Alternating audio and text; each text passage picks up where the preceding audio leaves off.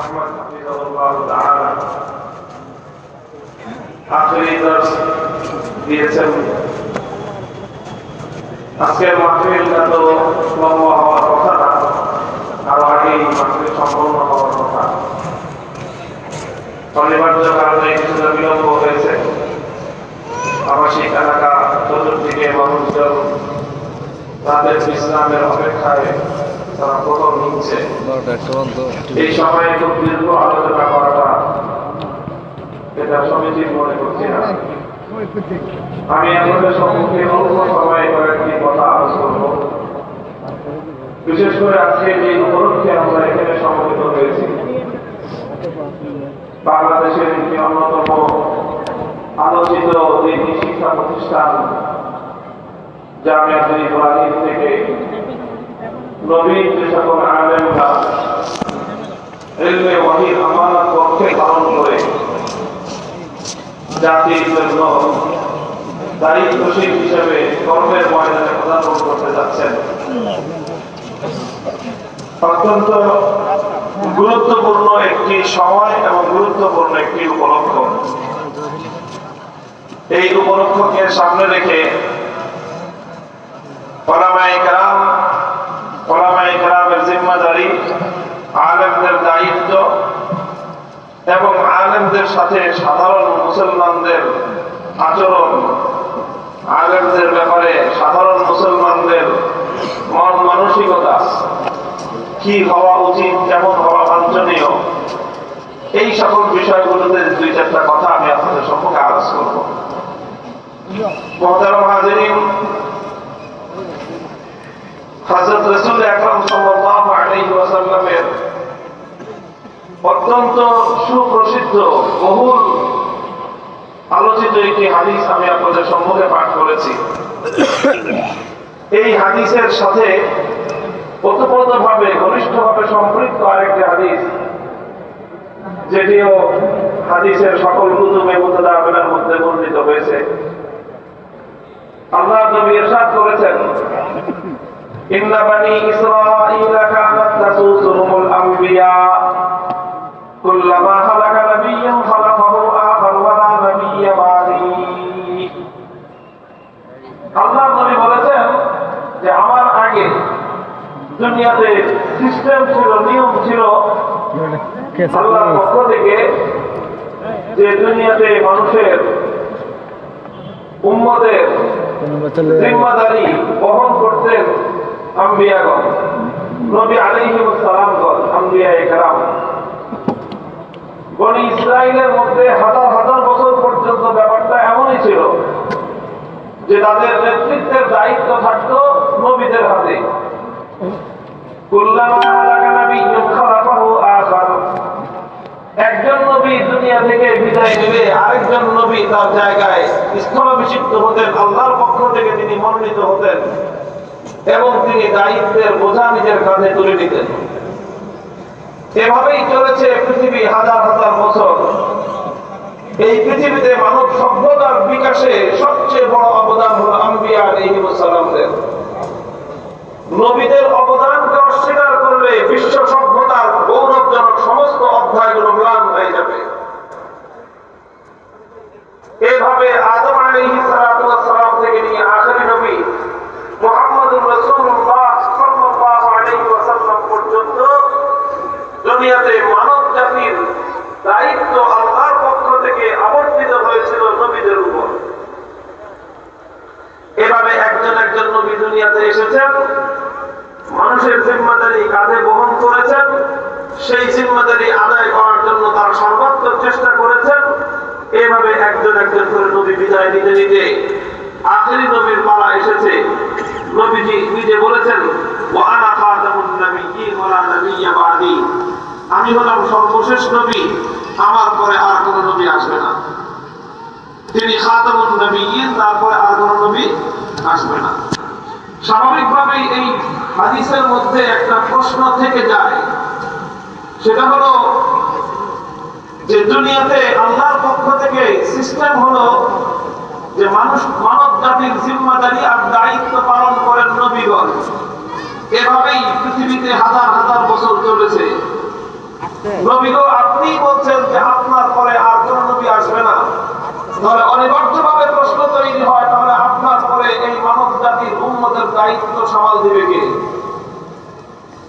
এই প্রশ্নটা খুব স্বাভাবিকভাবেই এখানে তৈরি হয়। শাইখুল হাদিস আল্লামা আজিজুল হক কামাল বাজার মরহুম রাহমাতুল্লাহ মারদাদাহু, তার কাছ থেকে আমি কতবার এই আলোচনা শুনেছি, লা উফসিকাম সামিআতুহু বিকুম। তিনি কথা বলতেন যে এখানে একটা প্রশ্ন জাগ্রত হয়, কারণ শেষ নবী দুনিয়া থেকে বিদায় নেওয়ার পর কিয়ামত পর্যন্ত সময়টা খুব ছোট্ট সময় নয়। ইতিমধ্যে ১৫০০ বছর অতিক্রান্ত হয়েছে, সামনে আরো কত বছর আছে, না কত শত বছর আছে, না কত হাজার বছর আছে, তার একমাত্র আলিমুল গায়ব আল্লাহ ছাড়া কারো কাছে নেই। এই যে এত লম্বা এত দীর্ঘমেয়াদী একটা সময়, এই সময়ে দুনিয়াতে উম্মতের দায়িত্ব বহন করবে কে? এই প্রশ্ন এই হাদিসের মধ্যে থেকে যায়। মুহতারাম হাজিরিন, এই প্রশ্নের জবাব দেওয়ার জন্যই আরেক হাদিসের উদ্ধৃতি হযরত শাইখুল হাদিস রাহমাতুল্লাহি আলাইহি দেন, আল উলামা ওয়ারাসাতুল আমবিয়া ওয়া ইন্নাল আমবিয়া লাম ইওয়ারিসু দিনারান ওয়ালা দিরহামান ইন্নামা ওয়ারাসুল ইলম ফামান আখাযাহু আখাযা বিহাদ্দিন ওয়াফির। এই হাদিসের মধ্যে আল্লাহর নবী এই প্রশ্নের জবাব দিয়েছেন যে আখেরি নবীর মাধ্যমে নবুয়তের ধারাবাহিকতা সমাপ্ত হয়েছে, নবীর আগমনের দুয়ার চিরতরে বন্ধ হয়ে গেছে। সুতরাং কিয়ামত পর্যন্ত দুনিয়াতে মানব জাতির দায়িত্ব কাঁধে তুলে নেওয়ার জন্য নতুন কোন নবী আসবে না। প্রশ্ন হলো এই শূন্যতা পূরণ করবে কারা? আল্লাহর রাসূল সেই প্রশ্নের জবাব দিয়েছেন, আল উলামা ওয়ারাসাতুল আমবিয়া। কিয়ামত পর্যন্ত নতুন কোন নবী না আসতে পারে, কিয়ামত পর্যন্ত নবুয়তের দুয়ার বন্ধ থাকতে পারে, তবে নবীদের উত্তরাধিকারী হিসেবে আলেম সমাজ কিয়ামত পর্যন্ত উম্মতের জিম্মাদারি কাঁধে বহন করবে। হযরত শাইখ রাহমাতুল্লাহি আলাইহি বলতেন যে এই হাদিস আমরা অনেক আলোচনা করি, আমরা আলেমরাও এই হাদিসটা খুব শোনাই মানুষের কাছে, তবে কি হিসেবে শোনাই? আলেমদের ফজিলত হিসেবে, আলেমদের কত মর্যাদা সেটা বোঝানোর জন্য, যে দেখো আলেমরা কত মর্যাদা সম্পন্ন যে তারা নায়েবে নবী, আলেমদের কত ফজিলত যে তারা ওয়ারাসাতুল আমবিয়া। যে এটা শুধুমাত্র আলেমদের ফজিলত আর আলেমদের মর্যাদা বোঝানোর জন্য এই হাদিস বর্ণনা করা হয়, কিন্তু প্রকৃত প্রস্তাবে এই হাদিস শুধুমাত্র আলেমদের ফজিলত আর মর্যাদা বোঝানোর জন্য যতটা না এই হাদিসের মন্তব্য, তার চেয়েও বেশি হাদিসের মধ্যে আলেমদের দায়িত্ব আর কর্তব্যের প্রতি ইঙ্গিত করা হয়েছে। এখানে শুধুমাত্র আলেমদের ফজিলত বর্ণনা করা হয় নাই যে তারা নায়েবে নবী, এখানে শুধু আলেমদের মর্যাদার কথা বলা হয় নাই যে তারা ওয়ারাসাতুল আমবিয়া, বরং এখানে আলেমদের দায়িত্বের কথা বলা হয়েছে যে নবীদের মতো পুরা মানব জাতির দায়িত্ব লাঙ্গলের জোর তারা নিজেদের কাঁধে বহন করে চলতে হবে। মুহতারাম হাজিরিন, সুতরাং এই হাদিসের মাধ্যমে রাসূল আকরাম সাল্লাল্লাহু আলাইহি ওয়াসাল্লাম দুটি বার্তা দিয়েছেন। দুটি বার্তা। কয়টা বার্তা? দুটি। আমি হাদিস থেকে আমি যা বুঝেছি, আমার আদল, আমার ফাহাম, আমার তাহকিক এবং আমার এটা নিয়ে এই হাদিস নিয়ে আমার জাদ্দোজাহাদ অনুযায়ী কয় বার্তা? এই হাদিসের মধ্যে দুটো বার্তা। একটা বার্তা হলো সাধারণ উম্মতের প্রতি, যারা আলেম নন, যারা আলেম না, যারা নিজেদের পক্ষে আসমানি ওহীর ইলম ধারণ করেননি, একটা বার্তা তাদের প্রতি, আর আরেকটা বার্তা হলো আলেমদের প্রতি, সাধারণ উম্মতের প্রতি। সাধারণ উম্মত বলতে গায়রে আলেম যা আছে সবার প্রতি, চাই সে হতে পারে একজন কৃষক, শ্রমিক, মজদুর, মেহনতি, খেটে খাওয়া মানুষ, কুলি, রিক্সা চালক, ভ্যানগাড়ি চালক, ঠেলাগাড়িওয়ালা, সাধারণ শ্রেণী যেমন হতে পারে, আবার হতে পারে কোন পেশাজীবী, ব্যবসায়ী, চাকরিজীবী, বড় কোন শিল্পপতি, অনেক সম্পদের মালিক, টাকা পয়সাওয়ালা, হতে পারে সে প্রশাসন কর্তব্য পরায়ণ ব্যক্তি, হতে পারে সে কোন আইন শৃঙ্খলা রক্ষাকারী বাহিনীর সদস্য, হতে পারে কোন রাষ্ট্রীয় দায়িত্বশীল এমপি, মন্ত্রী, মিনিস্টার, প্রধানমন্ত্রী, রাষ্ট্রপতি, যেই হোক না কেন, তারা সবাই এই বক্তব্য অনুযায়ী সাধারণ মানুষ। মানুষকে যদি আমি দুই ভাগে ভাগ করি, এক ভাগ হলো আলেম, আরেক ভাগ হলো গায়ের আলেম, এক ভাগ হলো আলেম, আরেক ভাগ হলো নন আলেম, তাহলে প্রধানমন্ত্রী, রাষ্ট্রপতি থেকে নিয়ে শুরু করে রিকশাওয়ালা পর্যন্ত যে যেই পেশারই হোক না কেন, সে যদি আলেম না হয় তাহলে এক ক্যাটাগরিতে পড়বো। এই হাদিসের মধ্যে একটা বার্তা রয়েছে তাদের জন্য, আরেকটা বার্তা রয়েছে আলেমদের জন্য। গায়ের আলেমদের জন্য বার্তা না হলে আল্লাহ রাসূল সাল্লাল্লাহু আলাইহি ওয়াসাল্লাম তাদেরকে আশার বাণী শুনিয়েছেন, তাদেরকে সান্ত্বনার বাণী শুনিয়েছেন। যখন তাদের কাছে বার্তা এলো যে হাজার হাজার বছর পর্যন্ত দুনিয়াতে উম্মতের দায়িত্ব পালন করতেন নবীগণ, শেষ নবীর আগমনের মধ্য দিয়ে নবুয়তের দুয়ার চিরতরে বন্ধ হয়ে গেছে। কথা বলেন ঠিক কিনা? কিয়ামত পর্যন্ত আর কোন নবী আসবে? আমাদের নবীর নবুয়তের যে আসল, নবুয়তের যে পরিচয়, আমাদের আখেরি নবীর নবুয়তের সবচেয়ে বড় বৈশিষ্ট্যটাই হলো খতমে নবুয়ত। খতমে নবুয়ত তার সিংহাসন, এটা আমার আখেরি পয়গম্বরের জন্য সংরক্ষিত সিংহাসন। এই সিংহাসনে অন্য কারো বসবার কোনো অধিকার নাই। যদি খতমে নবুয়তের সিংহাসন দখল করবার জন্য চেষ্টা করতে থাকে, কিয়ামত পর্যন্ত উম্মতের এক মাত্র চিন্তা থাকতে বরদাস্ত করতে পারে না। নারে তাকবীর, বিশ্বনবীর অবমান, সম্মেলনে মুসলমান, বিশ্বনবীর অবমান, কাফের কাফের, নবী আল্লাহ কাফের, নবী আল্লাহ কাফের, কাফের কাফের, নারে তাকবীর। যেহেতু প্রসঙ্গ চলে এলো, প্রাসঙ্গিকভাবে কথাটাও বলে নেই। এই যে খতমে নবুয়তের সিংহাসন সংরক্ষণ করা, এই খতমে নবুয়তের সিংহাসন নিয়ে কোন কুলাঙ্গার যেন টানাহেঁচড়া করতে না পারে, এটাকে রক্ষা করা মুসলমানদের শাসকদের কর্তব্য। কোন মুসলিম শাসক যদি তার এই কর্তব্য পালন না করে, সে ব্যর্থ শাসক। কাজেই আমরা এইরকম ব্যর্থতা আমাদের শাসকদের কপালে, এই ব্যর্থতার তিলক চিহ্ন দেখতে চাই না। আমাদের পূর্বপুরুষরা অনেক বলেছেন, খতিব ওবায়দুল হক রাহমাতুল্লাহ আলাইহি বলতে বলতে কবরের নিচে চলে গেছেন। শাইখুল হাদিস আল্লামা আজিজুল হক রাহমাতুল্লাহ আলাইহি বলতে বলতে জীবন শেষ করে দিয়েছেন। মুফতি বজলুল হক আমিনী রাহমাতুল্লাহ আলাইহি অসংখ্যবার বলেছেন। সর্বশেষ শাইখুল ইসলাম আল্লামা শাহ আহমদ শফি রাহমাতুল্লাহ আলাইহি এই কথা বলতে বলতে তিনি জীবনের শেষ মুহূর্ত পর্যন্ত বলে গেছেন, কিন্তু এই বিষয়ে এখনো পর্যন্ত কোনো বিহিত হয়নি। মুসলিম জনপদে মুসলমানদের শাসকদের পক্ষ থেকে খতমে নবুয়ত অস্বীকারী সারা দুনিয়ার সমস্ত মুসলিম স্কলারদের ঐক্যমতের সিদ্ধান্ত অনুযায়ী ওআইসির সম্মিলিত মুসলিম অস্বীকারী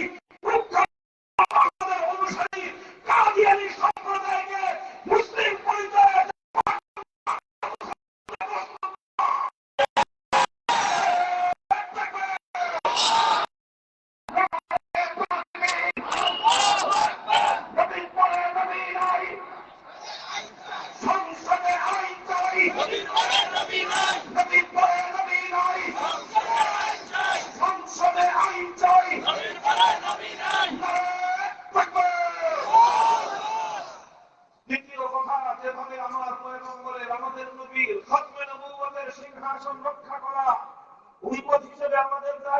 শাসক হিসেবে সর্বপ্রথম তাদের দায়িত্ব।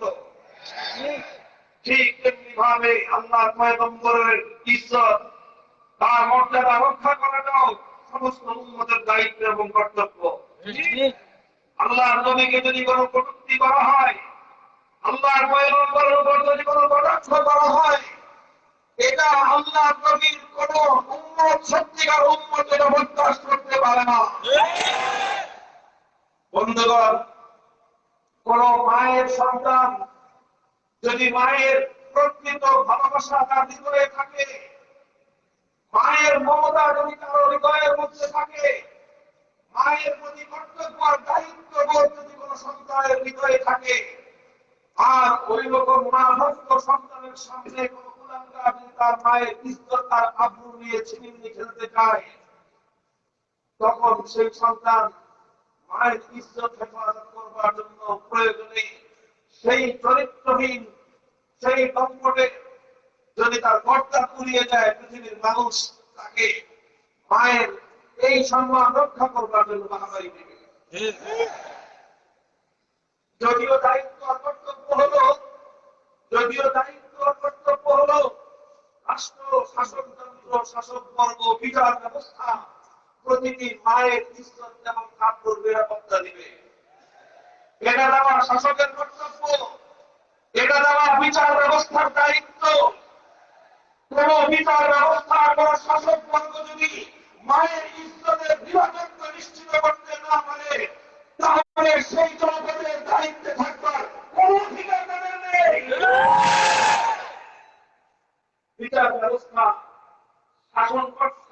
শাসনকর্তা তারা তাদের ব্যর্থতার কারণে কোন কুলাঙ্গার যদি কোন মায়ের ইজ্জতের উপর দস্তদারাজি করে, কোন মায়ের ইজ্জতের উপর যদি হস্তক্ষেপ করে, আর ওই সময়ে বিচার ব্যবস্থার ব্যর্থতার কারণে শাসককর্তার ব্যর্থতার কারণে মায়ের সন্তান যদি এগিয়ে এসে কুলাঙ্গার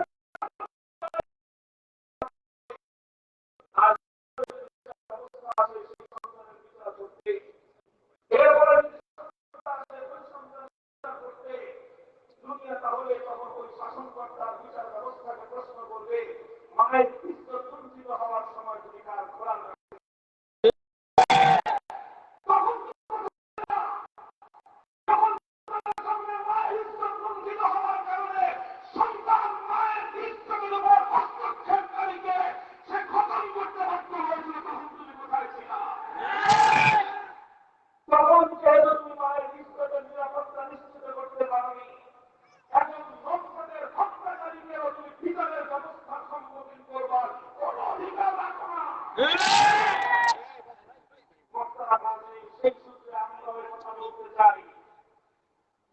একজন ইমানদারের কাছে কথা শুনতে পারেন, অনেকে খাওয়ান আছে তাই একদম কোন আওয়াজ হবে না। সেই একই সূত্র ধরে আমরা কথা বলতে চাই যে একজন সত্যিকার মা ভক্ত সন্তানের কাছে তার মায়ের যেরকম মায়ের ইজ্জতের যতটুকু মূল্য, একজন সুসন্তানের কাছে তার প্রকৃত বাবার প্রতি শ্রদ্ধা প্রদর্শনকারী সুসন্তানের কাছে তার বাবার ইজ্জতের যতটুকু মূল্য,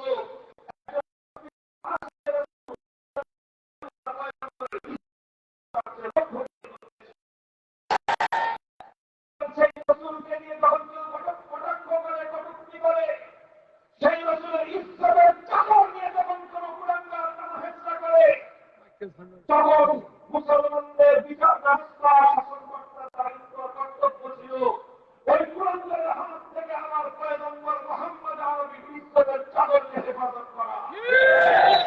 তোমাদের ব্যর্থতার কারণে ওই কুলাঙ্গারদের দায়িত্ব পালন করেছে, এখন তোমরা এসেছে তাদের বিচার করতে। তাওহীদি জনতা জানতে চায় নবীর ইজ্জতের উপর হস্তক্ষেপ করার সময় তুমি কোন বাল ধরেছিলে?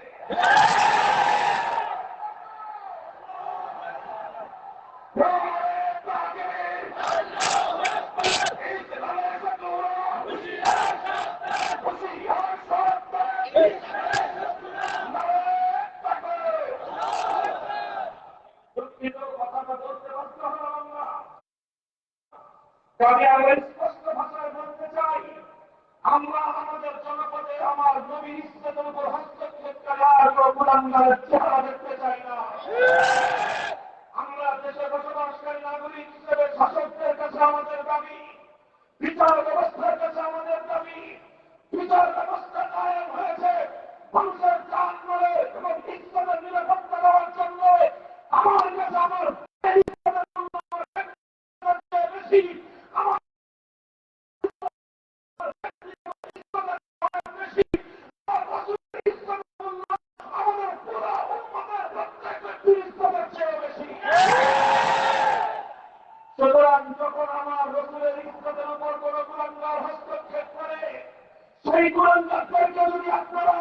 সামাল দিতে ব্যর্থ হন, যদি তাদেরকে উপযুক্ত বিচার করতে ব্যর্থ হন, তাহলে তাদের ঘাতকদেরকে, তাদেরকে যারা খতম করবে ওদের বিচার করবার কোনো অধিকার আপনাদের না।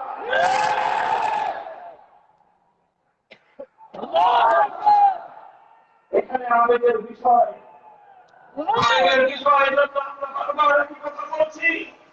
আল্লাহ পয়গম্বরের ইজ্জতের উপর আঘাত যেন কেউ করতে না পারে এমন আইন করেন, এমন আইন করেন।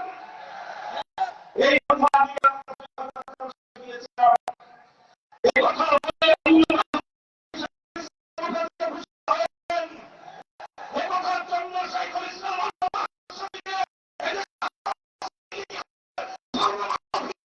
স্বীকৃতি দিবে। আল্লাহ নবীর ইজ্জত এবং হেফাজতের জন্য নবীর সাথে নবীর মুস্তাহ নবীর প্রতি কটাক্ষকারী ব্যক্তির জন্য সর্বোচ্চ শাস্তির বিধান আইনের দাবি আমাদের দিকে হয়ে যায়নি। আমরা এই দাবি থেকে চুল পরিমাণ সরে দাঁড়াইনি। আমরা স্পষ্ট ভাষায় বলতে চাই, এই আইন তৈরি করা হোক। এই আইন যদি তৈরি করা হয় তখন আর কোন আশিক রাসূলকে নিজের হাতে আইন তুলে নিতে হবে না। আর এই আইন না হওয়ার কারণে যে পরিস্থিতি, এর ব্যর্থতার দায় আশিক রাসূল ওই উম্মতের নয়, এই ব্যর্থতার দায় রাষ্ট্রের, এই ব্যর্থতার দায় সরকারের, এই ব্যর্থতার দায় বিচার ব্যবস্থা।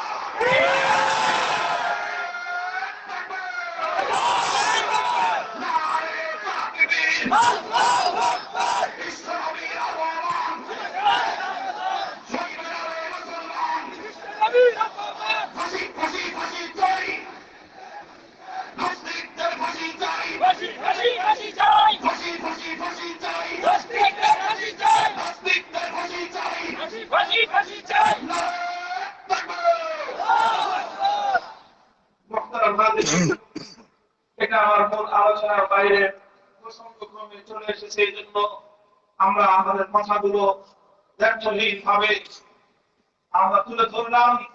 আমরা আশা করব মুসলমানদের ইসলামের দাবি এটা এভাবেই অনন্তকাল পর্যন্ত আকাশে বাতাসে শুধুমাত্র এটা প্রতিধ্বনি হয়ে ফিরবে তা নয়, বরং এই দাবি মুসলমানদের হবে। যদি এই দাবি আদায় না হয়, এই দাবি যদি কার্যকর না হয়, তাহলে এদেশে শান্তি শৃঙ্খলা নিয়ন্ত্রণে আনা সম্ভব নয়।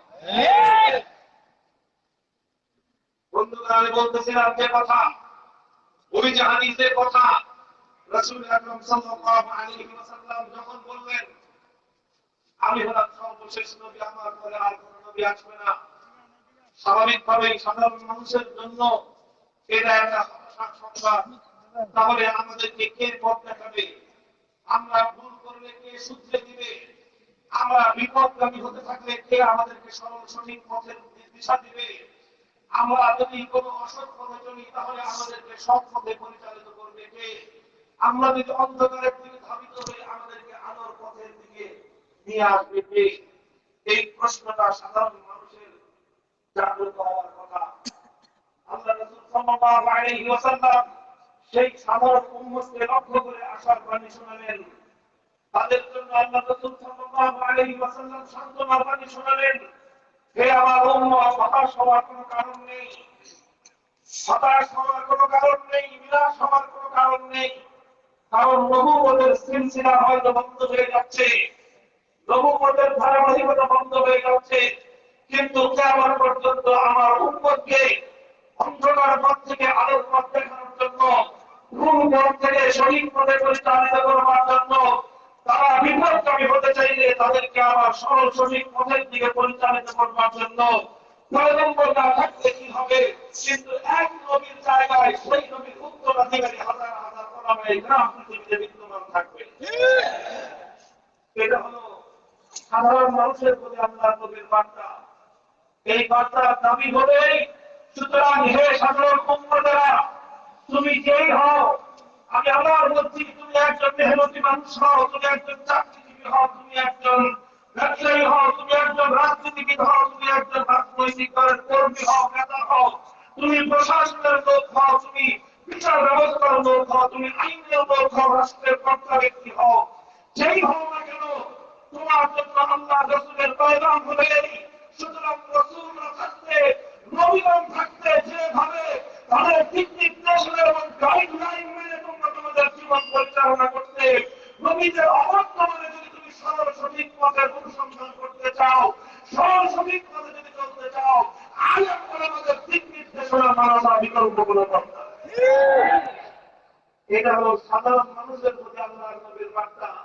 হে উম্মতে মুহাম্মাদিয়া, আমি আপনাদের কাছে প্রশ্ন করতে চাই, আল্লাহর নবী অন্তিম সময়ে আপনাদেরকে বার্তা দিয়েছেন, আপনাদেরকে আহ্বান জানিয়েছেন, নবীদের অবর্তমানে যেন উত্তরাধিকারীদেরকে তাদের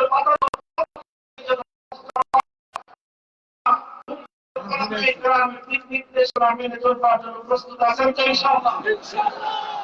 আল্লাহ রাব্বুল আলামিন গায়রে আলেম সাধারণ মানুষদেরকে আল্লাহর পয়গম্বরের এই বার্তা করেন। বলেছিলাম হাদিসের মধ্যে দ্বিতীয় বার্তা হলো আলেম সমাজের প্রতি। আলেম সমাজের প্রতি কি বার্তা?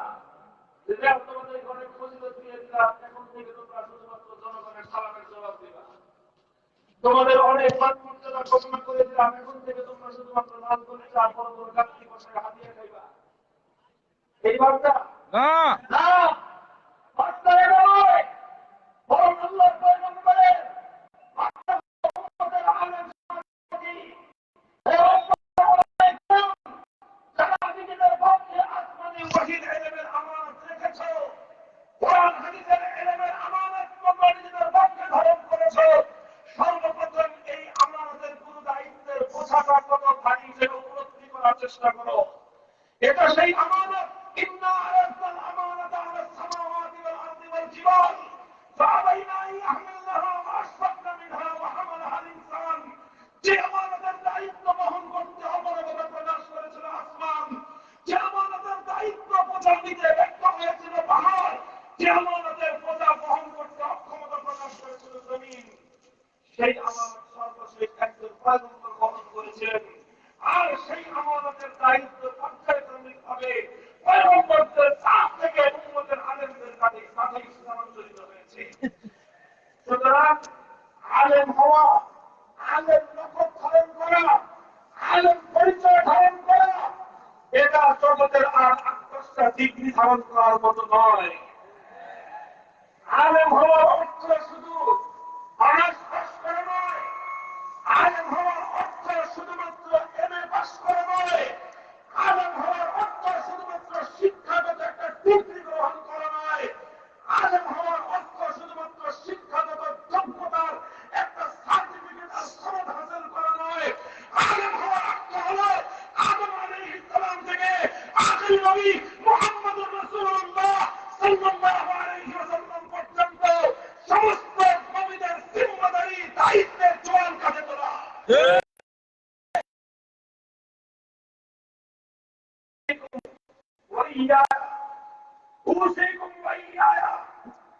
বিশেষ করে নবীন আলেম যারা তোমরা ফারিক হচ্ছ, সন্তান তুল্য হিসেবে তোমাদেরকে বলি, যদি কেউ মনে করো যে এত বড় বোঝা বহন করার হিম্মত নাই, খবরদার নিজের নামের সাথে কোন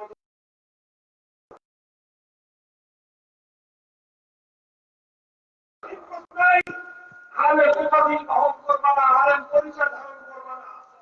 কোরআন হাদিসের ইলম কিছু মালুমাত হাসিল করেছো, কিছু ইনফরমেশন মুখস্থ করেছো, ইনফরমেশন এক জিনিস, নলেজ ভিন্ন জিনিস। ইনফরমেশন এক জিনিস, নলেজ ভিন্ন জিনিস। মালুমাত এক জিনিস, ইলম আরেক জিনিস। মালুমাত এক জিনিস, ইলম আরেক জিনিস। যারা মনে করবে যে না আপনারা এই জিম্মাদারি তো অনেক ভয়াবহ জিম্মাদারি, এটা সেই জিম্মাদারি সেই জিম্মাদারি আদায় করতে গিয়ে হযরত ইউনূস আলাইহিস সালামকে মাছের পেটে যেতে হয়েছিল, এটা সেই জিম্মাদারি সেই জিম্মাদারি আদায় করতে গিয়ে হযরত যাকারিয়া আলাইহিস সালামকে দ্বিখণ্ডিত হতে হয়েছিল, এটা সেই জিম্মাদারি সেই জিম্মাদারি আদায় করতে গিয়ে খলিল ইব্রাহিম আলাইহিস সালামকে অগ্নিকুণ্ডে নিক্ষিপ্ত হতে হয়েছিল, এটা সেই জিম্মাদারি সেই জিম্মাদারি আদায় করতে গিয়ে হযরত মূসা আলাইহিস সালাতু গোটা উম্মত সমাজে সংগঠিত হতে হয়েছিল। এটা সেই জিম্মাদারি, সেই জিম্মাদারি আদায় করতে গিয়ে হযরত ঈসা আলাইহিস সালাতু ওয়াস সালামকে ষড়যন্ত্রকারীদের মাধ্যমে নিজেকে ফাঁসি দেওয়ার মতো, হত্যা করবার মতো ষড়যন্ত্রের মুখোমুখি হতে হয়েছিল। এটা সেই জিম্মাদারি, সেই জিম্মাদারি আদায় করতে গিয়ে নবী মুহাম্মদ আরবীকে বাইরের ময়দানে রক্ত ঝরাতে হয়েছিল। এটা সেই জিম্মাদারি, সেই জিম্মাদারি আদায় করতে গিয়ে আমার নবীকে ওদের ময়দানে মাথা ভাঙতে হয়েছিল, দাঙ্গা শহীদ করতে হয়েছিল, রক্ত দিতে দিতে বেহুশ হয়ে জমিনে পড়ে যেতে হয়েছিল।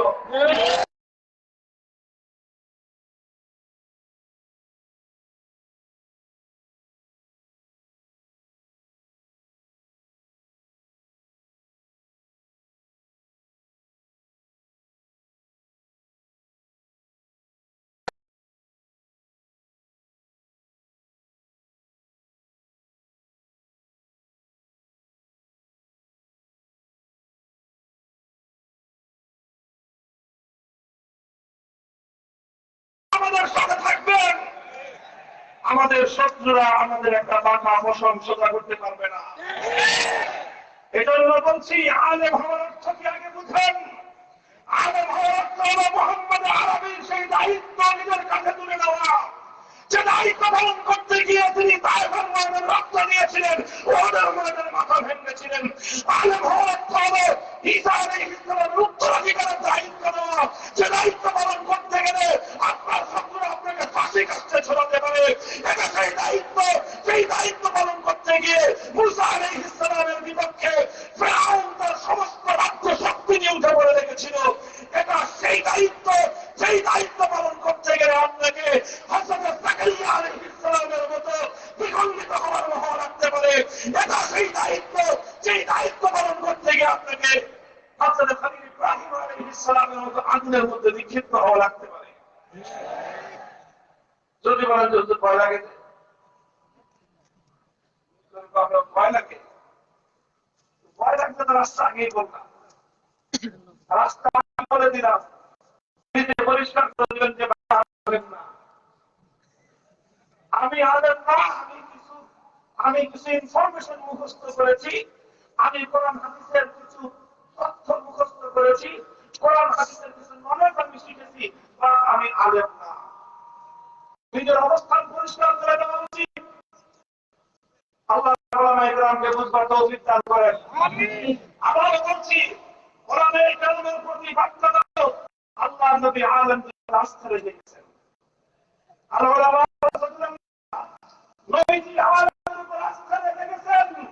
আস্থা রেখে উম্মতকে সান্ত্বনার বাণী শুনিয়েছেন, হে আমার উম্মত, তোমরা হতজ্ঞান করো না, তোমরা নিরাশ হও না, তোমরা হতাশ হয়ে পড়ো না, কারণ আমরা নবীরা না থাকলে কি হবে, আলেমরা থাকবে।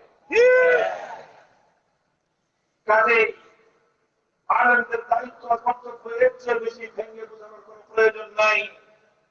যারা আলেমদের এই অবস্থানটা না বুঝেন, তারা আলেমদের সাথে অযথাই বাগড়া বাড়াতে আসেন। ওরা আবার মনে করে যে আমরা আলেম হয়ে তো বড় মৌজে আছি,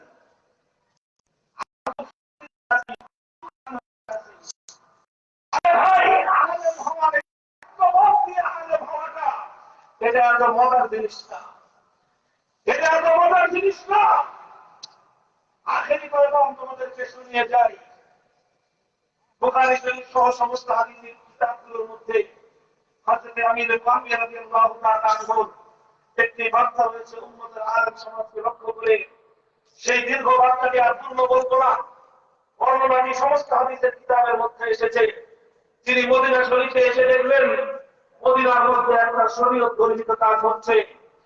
মদিনা শরীফের মধ্যে একটা বেশরীয়তি, একটা নাজায়েজ কাজ হচ্ছে। হযরত মুআবিয়া রাদিয়াল্লাহু তাআলা আনহু মদিনার মধ্যে ওই কাজটা হতে দেখে তিনি